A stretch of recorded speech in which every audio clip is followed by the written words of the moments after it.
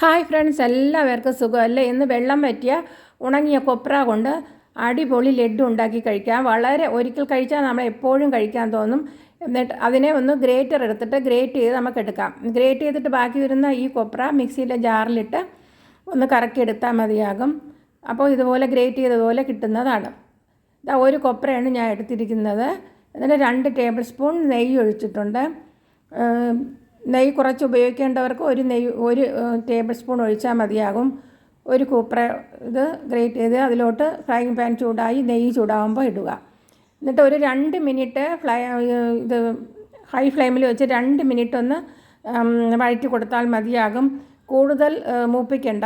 തേങ്ങ വളരെ ഡ്രൈ ആയിപ്പോൾ. പിന്നെ ഒരു 4 ഏലക്കായും 2 ഗ്രാമ്പും പൊടിച്ച് ഇതിലോട്ട് ഇട്ട് കൊടുക്കുക. ഇതിൽ ഞാൻ കുറച്ചുകൂടി മൂപ്പിച്ചിട്ടുണ്ട്. പക്ഷേ അത്രയും മൂപ്പിക്കേണ്ട കാര്യമില്ല. ഒരു 2 മിനിറ്റ്, കൃത്യം 2 മിനിറ്റ് മൂപ്പിച്ചാൽ മതിയാകും തേങ്ങ. കൂടുതൽ ഇതുപോലെ ഇത്രയും മൂപ്പിക്കേണ്ട ആവശ്യമില്ല. ഏത് കപ്പിലാണോ എത്ര അളവിലാണോ എടുക്കുന്നത് അതിൻ്റെ നേർപകുതി ശർക്കര ഇട്ട് കൊടുക്കാം. മധുരം കുറച്ച് ഉപയോഗിക്കേണ്ടവർ ശർക്കര കുറച്ച് ചേർത്താൽ മതിയാകും. പൊടി ശർക്കരയാണ്, കല്ലില്ലാത്ത ശർക്കരയാണ് വാങ്ങിച്ചത്. അതും കൂടെ ഇട്ടി. അപ്പോൾ അതിൽ വെള്ളമൊന്നും ഒഴിക്കണ്ട ശർക്കരയിൽ. അതും കൂടി ശർക്കരയൊക്കെ അലിഞ്ഞ് ചേരുമ്പോഴത്തേക്ക് 4 പഴം, പാളയംകുടം പഴമോ ചെറുപഴം, ഏത് ചെറുപഴമോ എടുക്കാവുന്നതാണ്. നേന്ത്രപ്പഴം ഒഴിച്ച് ഈ പഴം ഇട്ട് മിക്സിയുടെ ജാറിലിട്ട് നല്ലവണ്ണം അടിച്ച് 4 രസതളിപ്പഴം ഇതിലിട്ടിട്ടുണ്ട്. പാളയംകുടം പഴം ആയാലും റോബസ്റ്റ് ആയാലും ഇട്ട് കൊടുക്കാവുന്നതാണ്.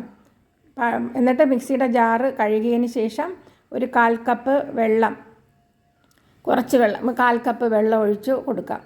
വെള്ളം എല്ലാം വറ്റി ഈ പഴമെല്ലാം അതിൽ അലിഞ്ഞ് നല്ലവണ്ണം ചേരുമ്പോഴേക്കും, അപ്പോൾ എല്ലാം മീഡിയം ഫ്ലെയിമിൽ വെച്ച് തന്നെ ചെയ്യുക. അപ്പോൾ ഇതുപോലെ പഴമെല്ലാം നല്ലവണ്ണം വഴണ്ടി കിട്ടുന്നതാണ്. എന്നിട്ട് ഇതിപ്പോൾ ഫ്ലെയിം ഓഫ് ചെയ്തു. എന്നിട്ട് ഒരു പാത്രത്തിലോട്ട് നമുക്ക് മാറ്റാം. നല്ല മണം വന്നിട്ടുണ്ട്. നല്ല ടേസ്റ്റാണ്. കുഞ്ഞുങ്ങളൊക്കെ ഓടി വന്ന് അത്രയും കഴിച്ച് തീർക്കും. അത്രയ്ക്ക് നല്ല ടേസ്റ്റാണ്. മധുരം ആഗ്രഹിക്കുന്നതാണ് ഇതുപോലെ. എന്നിട്ട് നല്ല തണുത്തതിന് ശേഷം നമുക്കിതുപോലെ ലഡ്ഡുവിൻ്റെ ഷേപ്പിൽ ഉരുളകളാക്കി എടുക്കാവുന്നതാണ്. നട്ട്സൊക്കെ ഉണ്ടെങ്കിൽ അതിനോടൊപ്പം തന്നെ ഉയരെ വെച്ച് കൊടുക്കാവുന്നതാണ്. ഇത് ഒരു പ്രാവശ്യം കഴിച്ചാൽ എപ്പോഴും നമ്മളിത് കഴിക്കാൻ ആഗ്രഹിക്കും. വീട്ടിലൊക്കെ കൊപ്ര ഉണ്ടെങ്കിൽ ഇങ്ങനെ ചെയ്തെടുക്കാവുന്നതാണ്.